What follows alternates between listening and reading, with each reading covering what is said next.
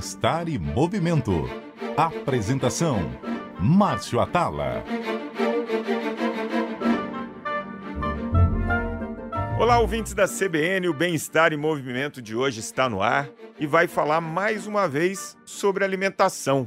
Afinal de contas, a gente se alimenta várias vezes por dia, então temos que ter uma atenção especial.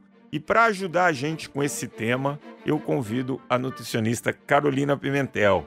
Vai ser fácil entender tudo com ela explicando. Obrigado, Carol.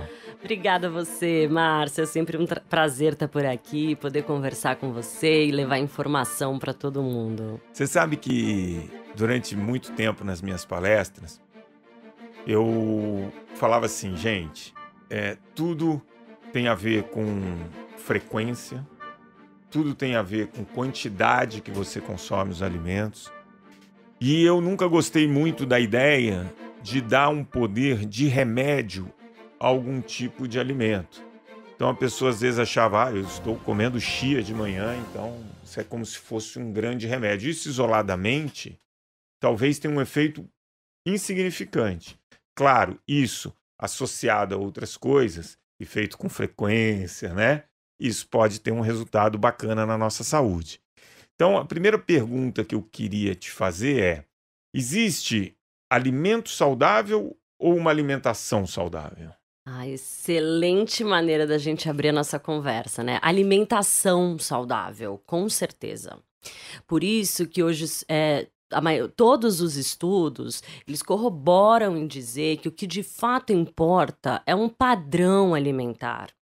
A comunicação atual em nutrição não fala mais em nutrientes específicos e isolados. A gente tem que traduzir essa orientação para alimento, porque é isso que a gente come.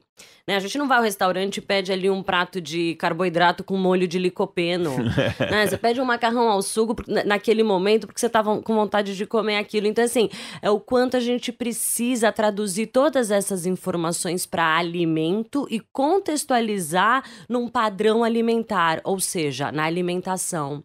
Então, quando a gente vai para dados científicos, o que existe de maior evidência é, por exemplo, um padrão de dieta mediterrâneo, porque ali tem todo um contexto, né?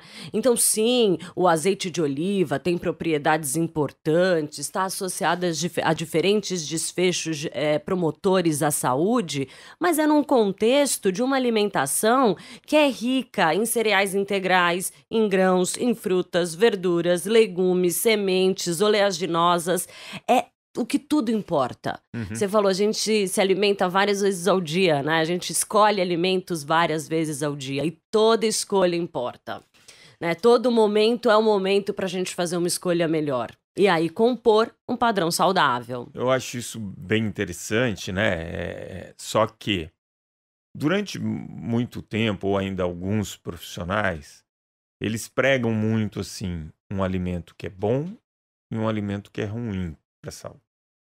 Então eu costumo ver assim a pessoa quando vai comer uma sobremesa num restaurante, num sábado com os amigos, se sente absolutamente culpada. Ela acha que ela está colocando alguma coisa para dentro do corpo que vai fazer muito mal, né? Sendo que essa pessoa teve um padrão, igual você falou, muito bacana durante muito tempo, mas a relação dela com o alimento ficou esquisita, porque ela começou a entender que existe ou o alimento bom ou o alimento ruim.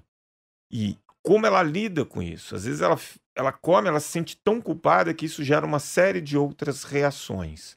Como que a gente pode explicar que você pode, naturalmente, comer seu chocolate, sua sobremesa, e isso não é um veneno para o seu corpo? Ai, com certeza. A gente pode comer um chocolate, a gente pode comer doce, é gostoso, a gente nasce gostando do sabor doce, né? Tem uma conexão, uma conotação, inclusive afetiva, com memórias, né, culinárias aí de gerações.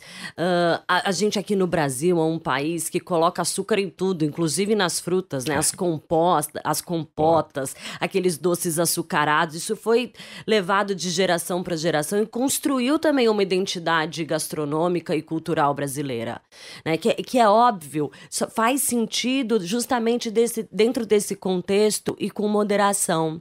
Você sabe que essa mania de comer saudável, como você colocou, né?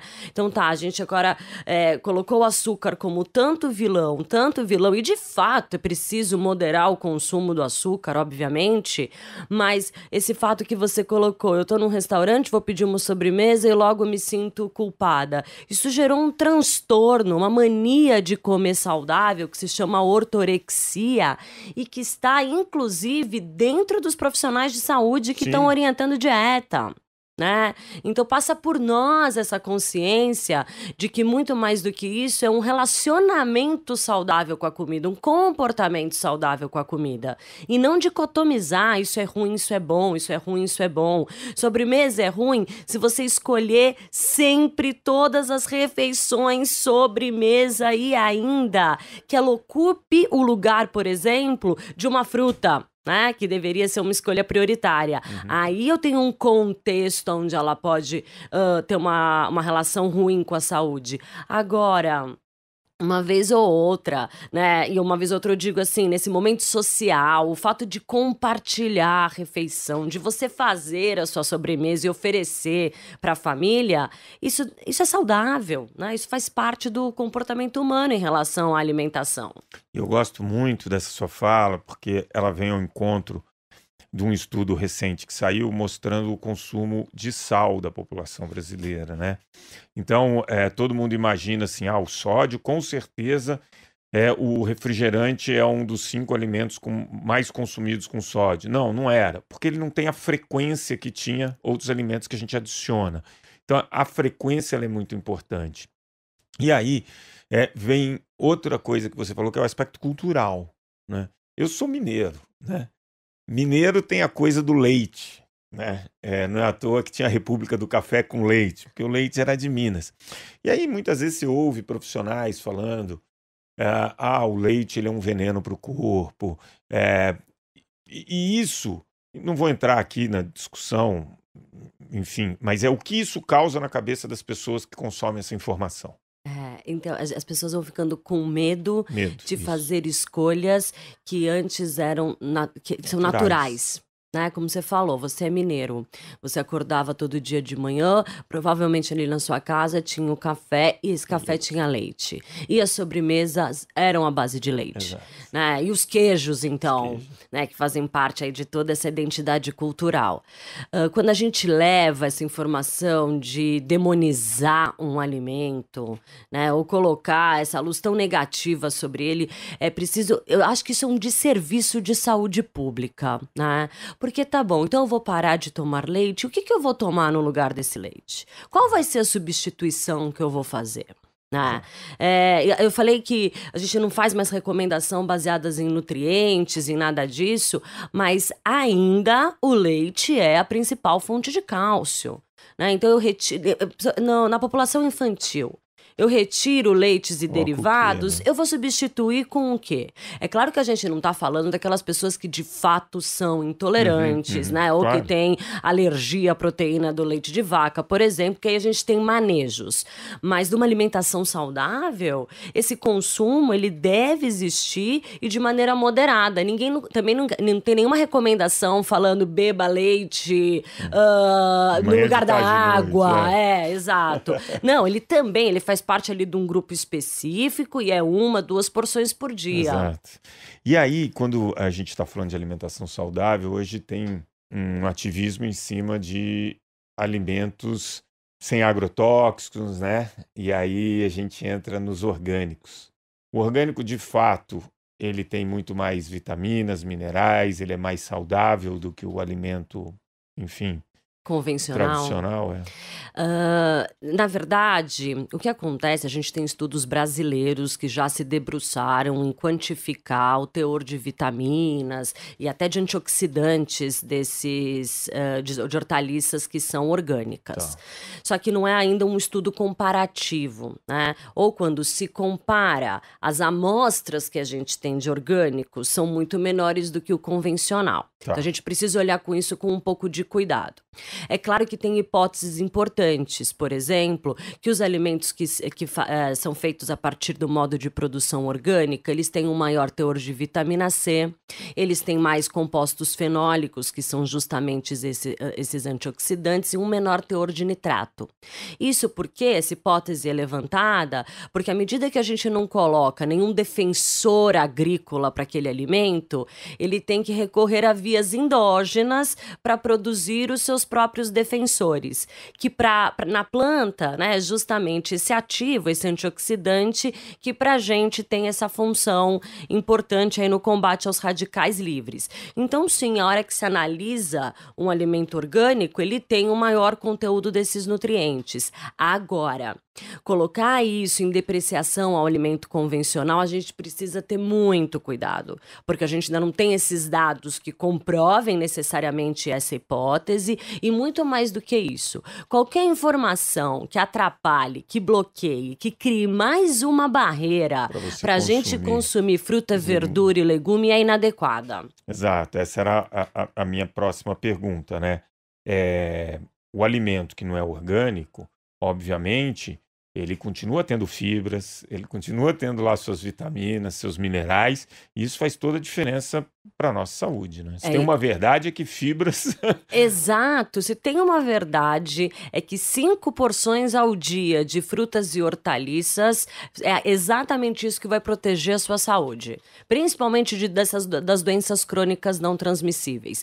E essa mensagem, ela é clara, ela é baseada em evidência científica, né? Então, são 5 porções de frutas e hortaliças por dia. Não existe um adendo sobre o modo de produção dessas hortaliças. Agora, os alimentos orgânicos, eles vão propiciar aí uma proteção também ao pequeno agricultor, a esse modo de produção, que eu acho que a gente deveria criar demanda.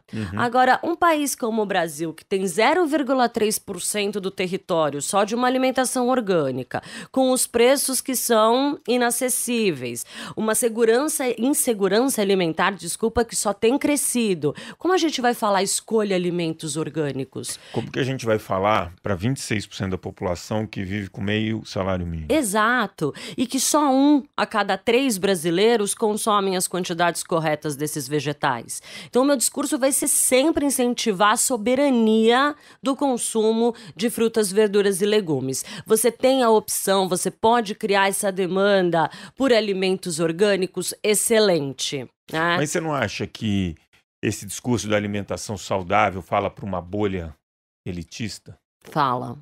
Justamente. Infelizmente. Eles não pensam na população que é a prioritária do Brasil?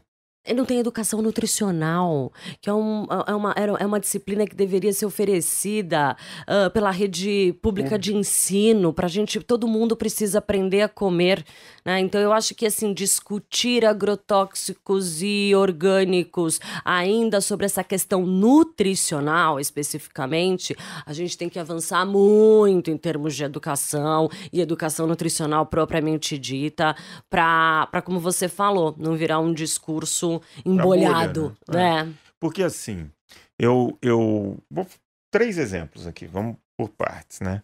Falando da questão do consumo do alimento. Em 2016, eu estava fazendo uma intervenção em Jaguariúna e tinha no sábado uma oficina de nutrição nos parques e tal, 5, 6 mil pessoas. Eu ficava hospedado no hotel no centro de Jaguariúna, tinha uma feijoada deliciosa. Acabou a oficina de nutrição, fui lá me servir, pus arroz branco. E uma senhora pegou e começou a falar assim para mim: poxa, você é uma farsa, você foi lá no parque falar de alimentação saudável, mas você não se alimenta de maneira saudável. Pô, eu tinha comido salada, estava comendo arroz, feijão com couve, comia linguicinha ali. Aí eu falei assim, mas por que não pode comer arroz branco? Ela falou porque dá diabetes, porque... Enfim, falou lá um monte de coisa. E eu resolvi fazer uma pesquisa do consumo do brasileiro per capita de arroz e comparei com o coreano, que naquele ano era a maior expectativa de vida. Então, o coreano eu lembro que tinha 11 anos a mais expectativa de vida do brasileiro. E o consumo de arroz no Brasil era mais ou menos 42 quilos por ano por pessoa, e era 3 vezes maior na Coreia do Sul. E depois eu fui para a Coreia do Sul, entrevistei as pessoas lá, eles têm arroz de manhã, arroz no almoço, arroz no jantar, é da cultura deles, como você falou, mas pequenas porções. Mas o ponto é, eu não posso afirmar que o arroz faz viver mais e emagrece, porque o coreano tem uma saúde na média melhor do que a nossa. Logo depois, eu fui para Dinamarca. E lá, o almoço era sempre um sanduíche, que vinha com salada, dentro do sanduíche tinha uma fonte de proteína, e aí aquilo me intrigou, fazendo piadinha besta, intrigou de trigo, né? Fui ver o consumo de trigo, que também era 4 vezes maior naquela população do que no Brasil. Eles comiam mais pão e tal. Então tem a coisa cultural, e aí eu ouvia de discurso aqui, e aí eu quero saber se para você faz sentido, que o trigo que consome aqui é de pior qualidade, que o arroz daqui é de pior qualidade que o da Coreia. Eu acho que é outro desserviço, né? A gente falar sobre o arroz, sendo que o prato do brasileiro é arroz e feijão. E à medida que a gente para de comer arroz e feijão, que todo esse contexto aí de doenças, obesidade, diabetes e doenças cardiovasculares emergem, né? Quando a gente vai contra justamente o que você falou, esse padrão cultural. Obviamente que eu não posso comparar uma farinha de trigo que é feita no pilão, né? Que é moída ali grão a grão, com uma farinha que atende uma demanda maior, né? Que atende em grande escala. Mas não é isso que vai deixar a alimentação menos saudável, não é isso que vai provocar nenhum tipo de doença, né? Então, e outra coisa, demonizar o carboidrato, né? Então, trigo, arroz, são todas fontes de carboidrato que a gente precisa, com açúcar, né? Que a gente tem aí em 55, 60% quase de toda a dieta, deve ser composto por esses alimentos, porque são a principal fonte de energia. Você falou de educação nutricional e acho que tem uma coisa cultural, de governo. Como que o brasileiro consome o pão? Via de regra, com uma manteiguinha, né? Pão na chapa. Um pão na chapa e tal. Aí quando você vai para lá, você vê que o pão ele é servido com ovo, ou via lá com salmão, via com carne, sempre com uma salada do lado. É sobre isso. Né? Então você está colocando ali porções, né? Como você está consumindo pão com uma proteína e está vindo uma salada, você tem uma composição que é muito interessante. Aí aqui, se o cara come só o pão na chapa com um pingado, realmente nutricionalmente é mais pobre. Daí é você colocar a culpa no trigo. Ou ir para tapioca. Ou ir para tapioca, exato. Eu acho que a gente pautou um discurso em termos de alimentação e saúde que foi direcionado em falar o que a gente não deve comer. O que não pode comer. Então, não coma pão, não beba leite, não coma ovo. Quanto, na verdade, ou não coma doces, né? Quanto, na verdade, a gente precisa ter um direcionamento do que, de fato, a gente precisa consumir. É uma alimentação inclusiva. A gente precisa incluir os alimentos, né? As frutas, verduras, legumes. Então, o seu pão na chapa, com o seu café com leite, se ele for acompanhado de uma fruta, maravilhoso. É isso que traz equilíbrio para a alimentação. Então, acho que a gente tem que pensar mais e promover mais a mensagem de que uma alimentação saudável ela é inclusiva. É sobre incluir esses alimentos, né? E muito mais simples do que isso. Porque na época da minha avó, quando eu era moleque, você não tinha diet, você não tinha light, ou seja, os alimentos eram adoçados com açúcar mesmo, mas a gente comia arroz e feijão, a gente comia salada, a gente comia muito mais comida de verdade. Então hoje, com esse discurso, vem um monte de barrinhas e shakes e pós prometendo uma série de nutrientes que são caros, inacessíveis a boa parte da população e que, na minha opinião, e eu não estou aqui para dar minha opinião, eu quero a sua, não substitui o alimento de verdade. Não, a prevenção é essa. Eles vão ter o seu lugar, por exemplo, os shakes e os alimentos com adoçantes, quando essas doenças já estão instaladas. Para né? complementar alguma Numa coisa. ferramenta de gerenciamento do controle de peso, ou quando você já tem um diagnóstico de diabetes, que daí vai ter que cortar mesmo o açúcar, e para poder ainda complementar sua alimentação com esses alimentos de maneira afetiva, vai ter que usar algum adoçante. Então, eles existem quando a doença já está instalada. Né? Antes disso, é o que você falou, é comer de uma maneira intuitiva, alimentos característicos da sua região, que isso importa muito mais, né? Que esse alimento que seja do cultivo próximo e inerente aí ao seu contexto familiar, inclusive.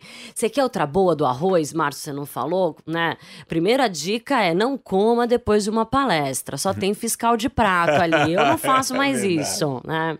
Mas também é outra maneira, outra oportunidade da gente educar. Exato. Mas eu tenho escutado no consultório agora, assim, mas e o arroz? Se eu comer ele frio, ele tem menos açúcar, né? Então, ou o arroz do dia seguinte é melhor do que o arroz feito na hora, porque ele tem menos açúcar.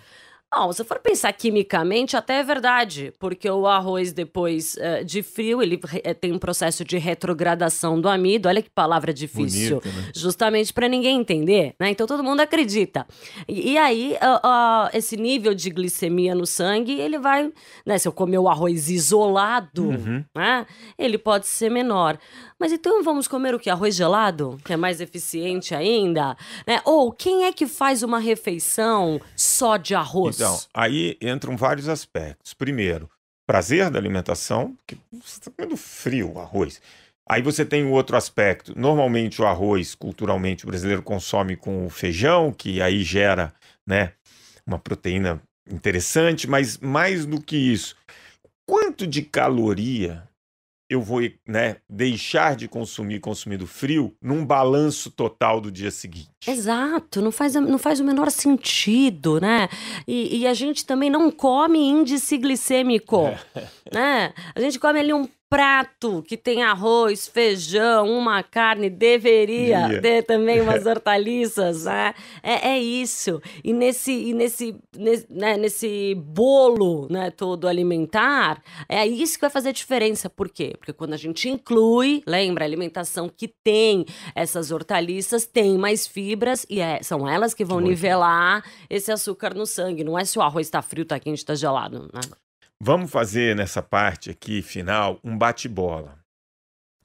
Manteiga ou margarina? Ah, manteiga. Manteiga, tá. Que são alimentos funcionais? São aqueles alimentos que têm algum composto, alguma substância que eles vão além da nutrição em si. É um conceito novo, né?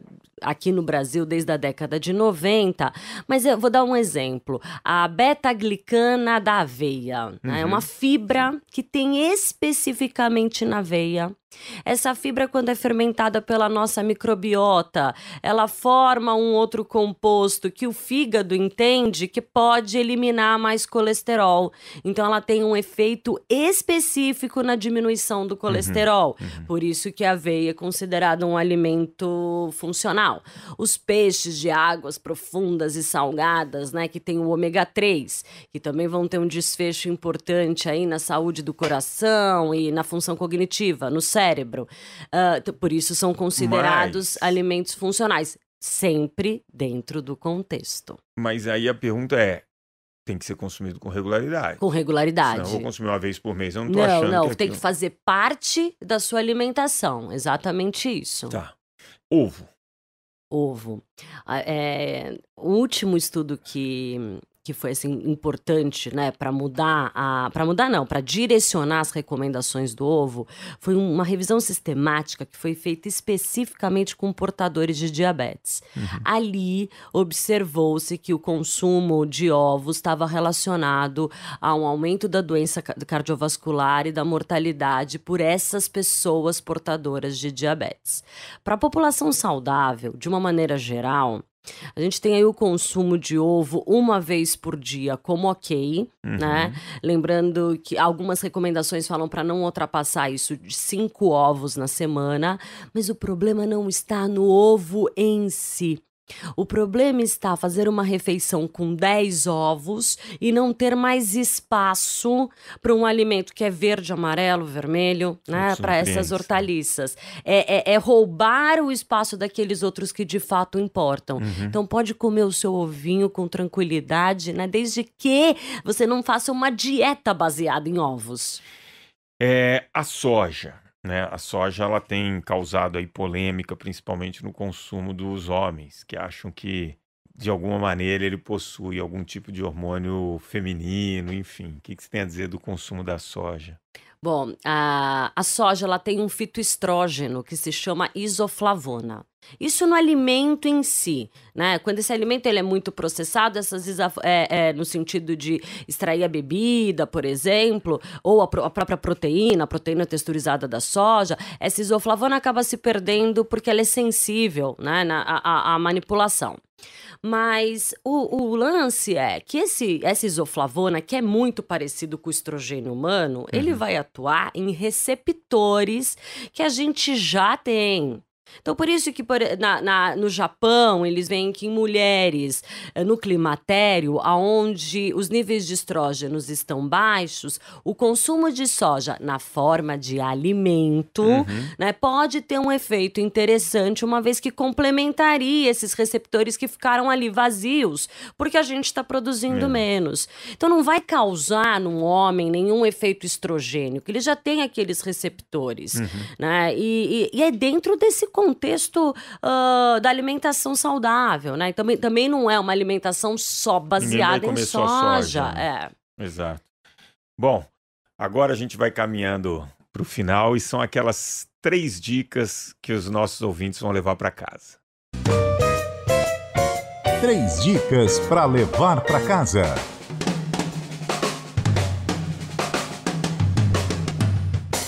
Hoje você desvendou vários mitos aqui de alimentos, explicando um pouco da alimentação saudável. E eu queria que você desse essas 3 dicas para os nossos ouvintes, para que eles possam fazer melhores escolhas na alimentação. Ótimo. Então, eu acho que, para resumir isso tudo que eu conversei, a primeira dica é pensar em abrir espaço no seu prato. Então, você pode comer tudo que você gosta. O importante é que essas porções sejam moderadas, no sentido de que meio prato seja composto por hortaliças, legumes e verduras, aqueles que você mais gosta, feito da maneira que mais te interessa. O outro quarto do prato, você escolhe um alimento que é fonte de carboidrato, também aquele que você mais gosta, porque eu já tenho meio prato de hortaliças, e no outro quarto você escolhe alimentos fontes de proteínas. O que é outra dica? Dividir esse espaço da proteína naqueles que são de origem animal e diz que são de origem vegetal. Então, pega uma carne, mas divide espaço com feijão. Né? Pega um peixe, mas divide espaço com uma lentilha ou com uma ervilha. Então, acho que essa é a primeira dica, montar um prato equilibrado. A segunda dica é que quando você tiver com vontade de comer doce, você coma um doce. É isso que mata a vontade de comer doce. Não ficar ali remoendo, né? Não vou comer, não vou comer. E quando você é porque é um músculo que fadiga. A hora que você fadigar essa resistência de comer o doce, você vai comer e vai comer uma quantidade muito maior. Então, abre espaço também para esse seu momento de prazer. Obviamente que não é um consumo, né, deliberado, tem quantidades adequadas também, principalmente para as crianças. Por isso que a terceira dica é colocar para as crianças e para a família de uma maneira geral, inclusive para a gente, as frutas, por exemplo, de uma maneira muito mais acessível. Então, elas precisam já estar lavadas dentro da geladeira para você só pegar e conseguir comer. Elas precisam já estar picadas, elas podem ser oferecidas de uma maneira mais divertida, convertida, então congeladas, por exemplo, misturada aí com iogurte ou com umas castanhas, né? Porque ninguém que tá sobrecarregado, estressado, abre a geladeira e fala, hoje eu quero comer maçã. Não, isso tem que ser um hábito, né, incorporado, e para isso você tem que ter facilidade, acesso. Muito bom. Quero super agradecer sua participação. Tenho certeza que os ouvintes saíram aqui com muitas informações e agora podendo melhorar as escolhas na alimentação. Obrigado, Carol. Bom, eu que agradeço, Márcia. É sempre um prazer. O Bem-Estar em Movimento de hoje fica por aqui. Se você gostou desse papo, compartilhe com seus amigos, baixe agora mesmo e ouça o podcast, que já está disponível em todas as plataformas de áudio e no aplicativo da CBN. O programa de hoje teve a produção da Joana Cafuri, do Bruno Teixeira, a edição do Rafael Furugem e os trabalhos técnicos da Priscila Gubiotti. Bom fim de semana a todos e grande abraço. Bem-Estar e Movimento, com Márcio Atala.